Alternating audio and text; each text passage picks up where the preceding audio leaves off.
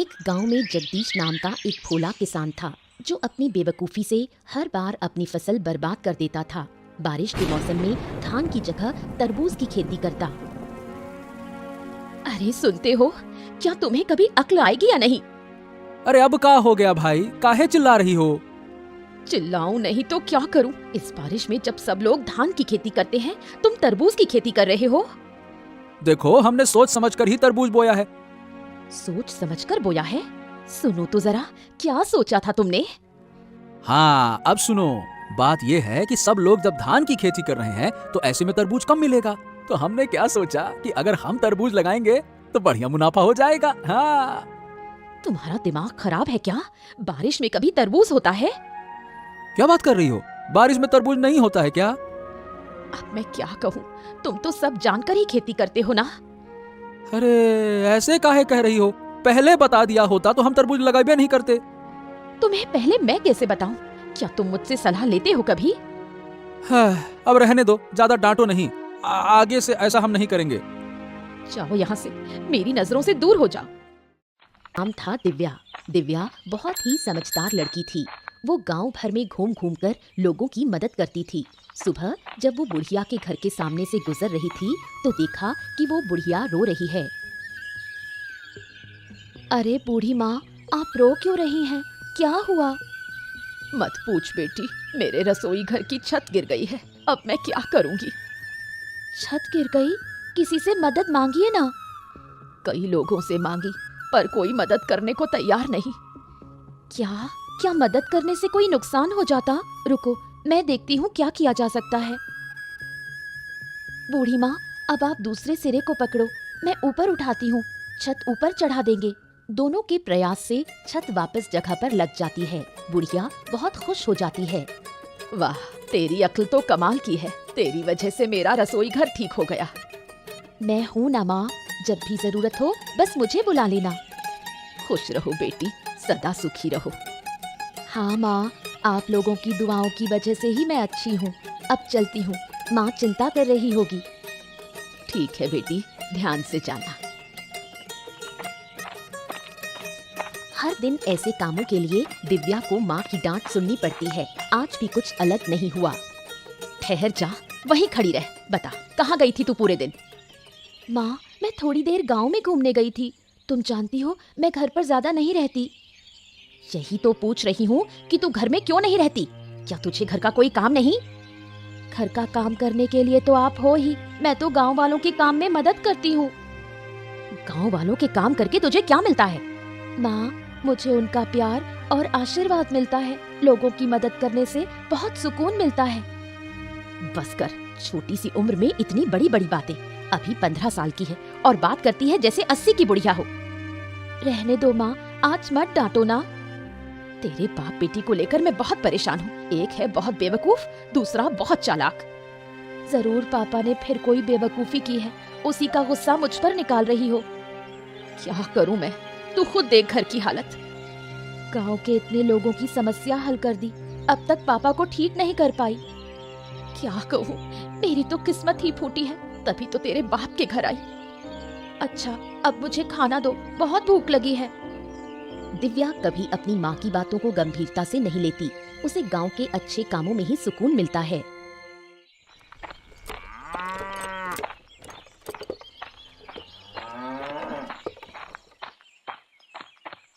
सुबह चंद्रकांत बाबू ने बुढ़िया को बुलाया, लेकिन वो नहीं आ पाई। इस बात को लेकर वो चिंतित थे।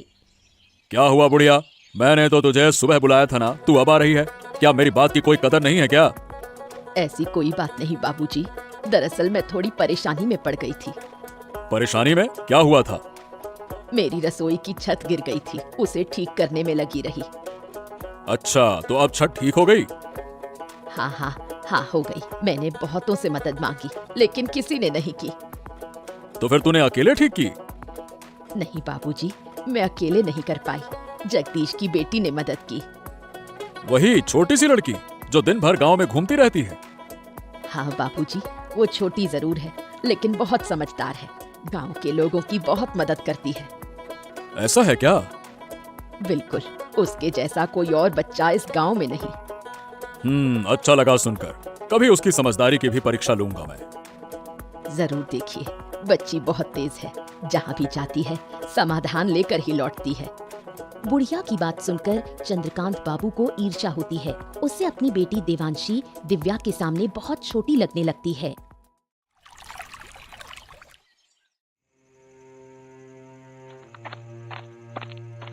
सुनो बेटी, तू जगदीश की उस छोटी लड़की को जानती है? किसकी बात कर रहे हो? उस दिव्या की? हाँ हाँ हाँ हाँ, उसी लड़की की बात कर रहा हूँ। जानती है ना तू? हाँ, नाम और चेहरे से जानती हूँ, लेकिन कभी आमने सामने बात नहीं हुई। अरे बेटा, लोग कह रहे हैं कि वो बहुत ही समझदार है। पूरे गांव की समस्या वही लड़की हल करती फिरती है। क्या कह रहे हो पिताजी? ये कैसे हो सकता है? उसकी उम्र ही कितनी है? ऐसा है क्या? अब मुझे भी तो बड़ा अजीब ही लग रहा है, लेकिन जो कुछ लोगों से सुना है, अब देखो वो झूठ नहीं लगता। लोग उस लड़की की तारीफ कर रहे हैं। तारीफ कर रहे हैं कि क्या बात कर रही हो? ऐसा लग रहा है जैसे उसके गुणों का बखान कर रहे हैं। मैं भी देखना चाहती हूँ कि वो कितनी होशियार है। अब गरीब घर में जन्मी है, उसमें भला इतनी अकल आ कहां से गई? अगर वो मुझसे ज्यादा समझदार निकली तो उसे इस गांव में नहीं रहने दूंगी। इस गांव की सबसे समझदार लड़की सिर्फ मैं ही रहूंगी। ठीक है बेटी, अब देखो तुम गुस्सा मत करो। मैं देखता हूँ क्या किया जा सकता है। चंद्रकांत बाबू सोच में पड़ जाते हैं, कैसे दिव्या को इस गांव से बाहर निकाला जाए। घूमते हुए तालाब के किनारे दिव्या को खड़ा देखती है। उसके मन में एक शैतानी योजना आती है। अरे तुम दिव्या हो ना, जगदीश काका की बेटी? हाँ, मेरे पापा का नाम जगदीश है। तुम कौन हो? ओहो, तुम मुझे पहचानती नहीं? मैं चंद्रकांत बाबू की बेटी हूँ। ओह, तुम चंद्रकांत बाबू की बेटी हो। तुम्हारे बारे में बहुत सुना है, लेकिन कभी देखा नहीं। देखोगी कैसे? मैं तो ज्यादा बाहर निकलती ही नहीं। तुम्हारे बारे में भी बहुत सुना है। तुमसे मिलकर बहुत अच्छा लगा। सुना है तुम बहुत समझदार हो। चलो बैठकर थोड़ी बात करते हैं। देवांशी दिव्या को तालाब के किनारे बैठने के लिए कहती है, फिर उसे धक्का देकर पानी में गिरा देती है और खुद नकली कोशिश करती है उसे बचाने की। उसके चेहरे पर शैतानी मुस्कान होती है। कोई है? मुझे बचाओ, मैं डूब रही हूँ। अरे तुम गिर गई, कैसे? मुझे तो तैरना नहीं आता। दिव्या हाथ पांव मारती है और एक पेड़ की डाली पकड़कर खुद को बाहर निकालती है। तुम ठीक तो हो ना? हाँ, मैं ठीक हूँ। अब मैं घर जा रही हूँ। इस घटना के कुछ दिन बाद जगदीश और चंद्रकांत बाबू के बीच विवाद हो जाता है।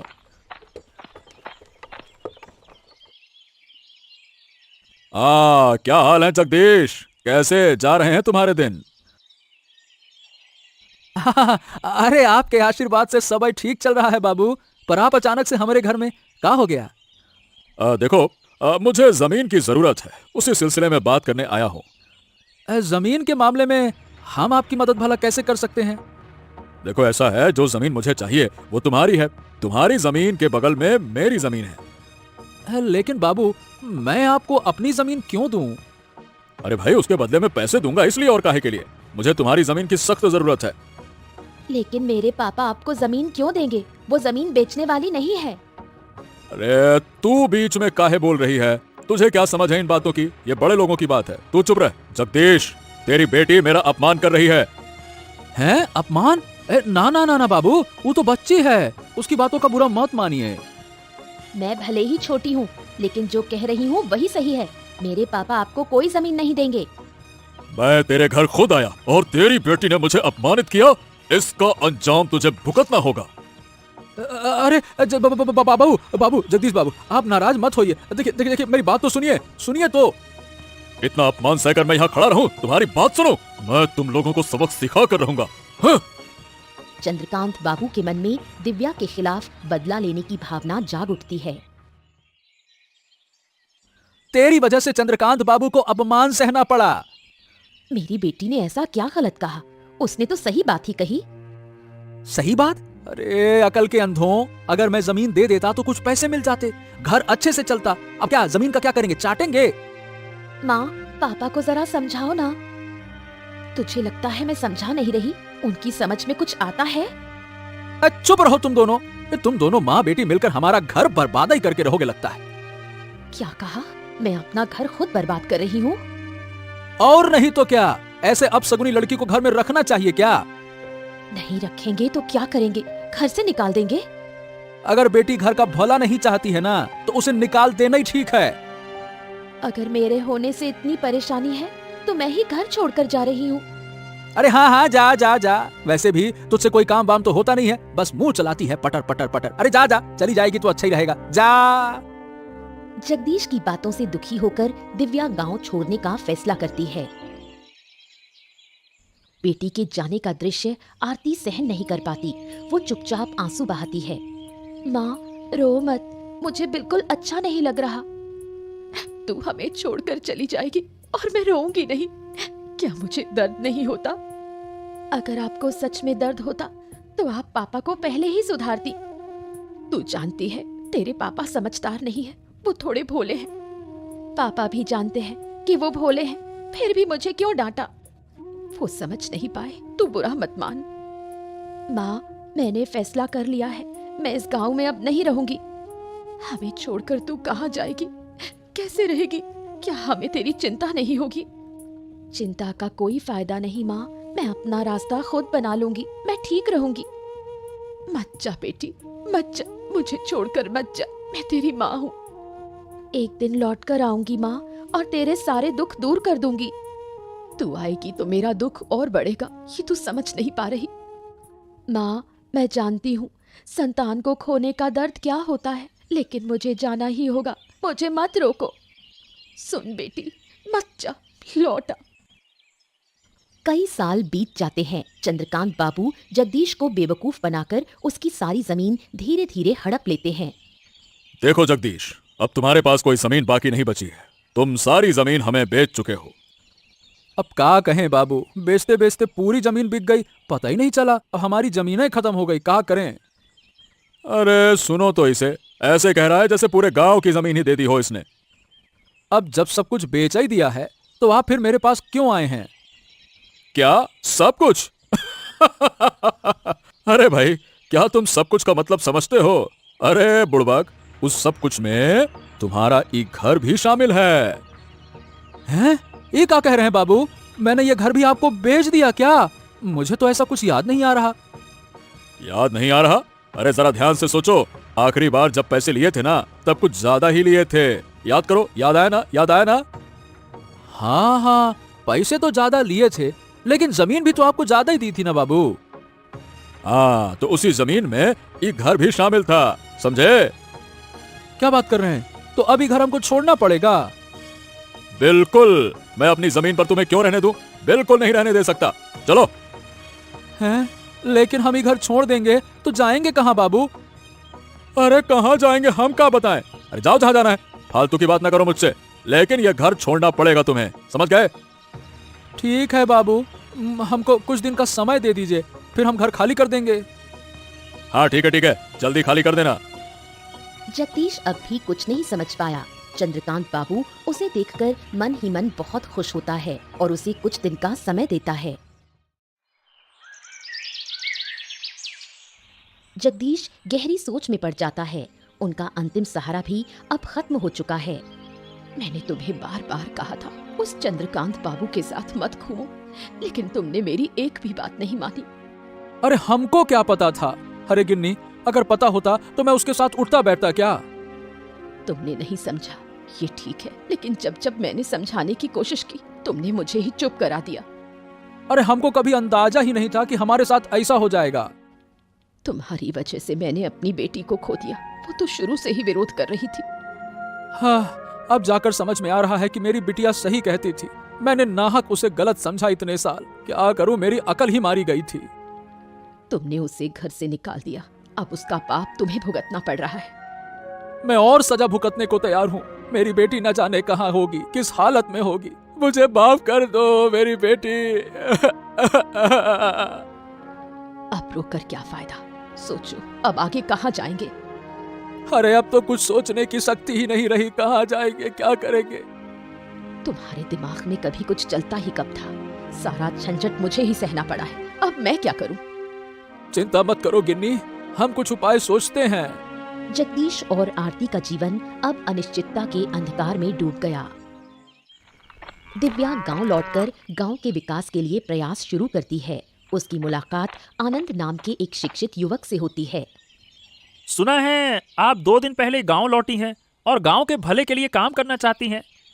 हाँ, आपने ठीक सुना। क्या आपको कोई आपत्ति है? अरे नहीं नहीं नहीं नहीं, कैसी बातें कर रही हैं। मैं तो खुद किसी ऐसे व्यक्ति की तलाश में था, उसके लिए कुछ करना चाहता था। अब आपको पाकर अच्छा लग रहा है। अब मेरे पास एक साथी है। आपके साथ मिलकर मैं और भी अच्छा काम कर पाऊंगी। हाँ हाँ जी हाँ, मैं भी तो यही कहना चाहता था। आप तो काफी समझदार हैं। तो आपने गांव के लिए क्या योजना बनाई है? वैसे मैंने अभी तक कुछ तय नहीं किया है, पर सोच रहा था कि अनपढ़ किसानों को कृषि के बारे में जागरूक किया जाए। हाँ, ये तो बहुत अच्छा विचार है। मैं भी कुछ ऐसा ही सोच रही थी। क्यों ना गांव के शिक्षित लोगों को साथ लेकर एक संस्था बनाई जाए। अरे ये तो और भी अच्छा होगा। इससे हम किसानों को और अच्छे से समझा पाएंगे और हमारी संस्था भी आगे बढ़ेगी। तो फिर मैं गांव के शिक्षित लोगों को इकट्ठा करता हूँ फिर। हाँ हाँ, जरूर कीजिए। उसके बाद मुझसे संपर्क कीजिए। मैं संस्था की शुरुआत करती हूँ। कई साल बाद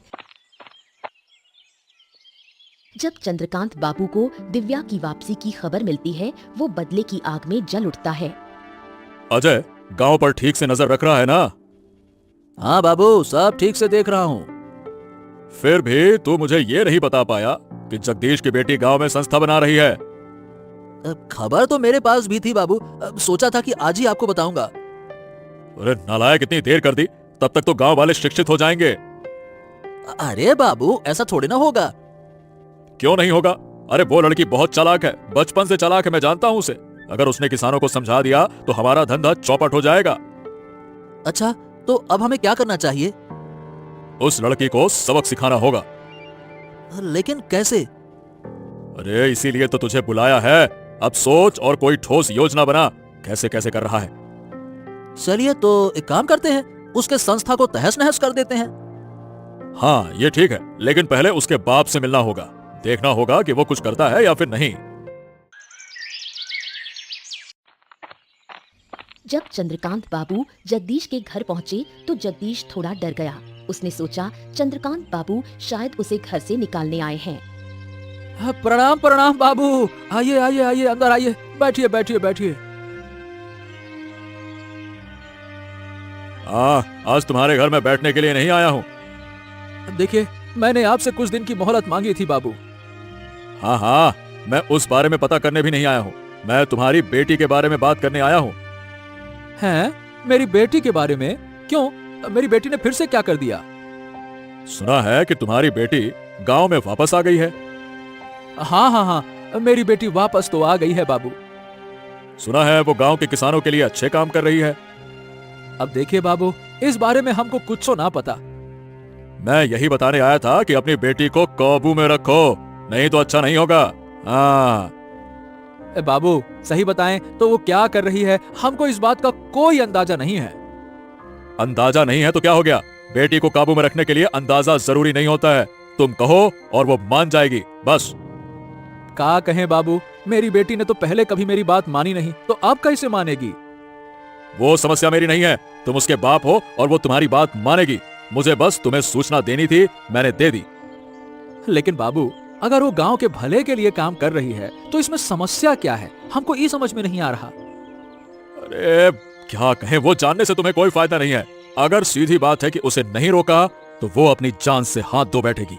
बस कह दिया मैंने। अपनी बेटी की बात सुनकर जगदीश अब मन ही मन ठान लेता है कि वो अपनी बेटी को किसी हाल में नुकसान नहीं होने देगा। गांव भर में जगदीश की बेटी की तारीफ सुनकर जगदीश और आरती गर्व महसूस करते हैं। देखा, मैंने कहा था ना कि हमारी बेटी एक दिन अच्छा काम करेगी।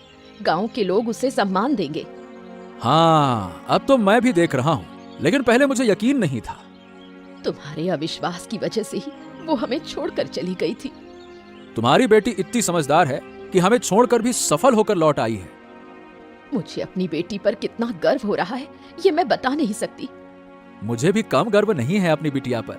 अरे गांव में निकलते ही सब लोग कहते हैं, वो देखो दिव्या के पापा जा रहे हैं। तो फिर मानते हो कि मेरी बेटी अच्छा काम कर रही है? हाँ, कर तो रही है, लेकिन अब लोग उसे रोकने के लिए उठ खड़े हुए हैं। वो लोग उससे जलते हैं, लेकिन मैं अपनी बेटी को कोई नुकसान नहीं होने दूंगी। अब मैंने भी मन बना लिया है भाग्यवान, जो हमारी बेटी को नुकसान पहुंचाएगा उसको हम छोड़ेंगे नहीं। देखो, चंद्रकांत बाबू का साथ मत देना। मेरी बेटी शुरू से ही सही थी। मैं समझ नहीं पाया ना गिन्नी, यही तो मेरी गलती थी। अब क्या कहें। अब इन बातों को छोड़ो, अब हमें अपनी बेटी को बचाना है। चलो कोई बात नहीं, तुम चिंता न करो, मैं उसे हर हाल में बचाऊंगा। आखिर हमारी बेटी है वो।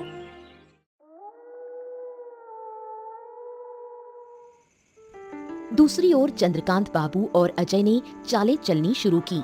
सुन अजय, इस बार योजना मजबूत होनी चाहिए। वो लड़की बहुत चालाक है। सिर्फ चालाक नहीं, वो बहुत होशियार भी है। हम कुछ भी करें, वो अपनी समझ से बच निकलती है। इसलिए तो कह रहा हूँ, इस बार सख्त तैयारी होगी। तो फिर बताइए बाबू, क्या किया जाए अब? पहले कुछ लोगों को इकट्ठा करो, फिर उसके संस्था को तोड़ डालो। ये करना होगा, अब और देर नहीं की जा सकती। अगर गांव वाले बीच में आ गए तो उन्हें गांव से निकालने की धमकी देंगे। कोई और बीच में फिर नहीं आएगा।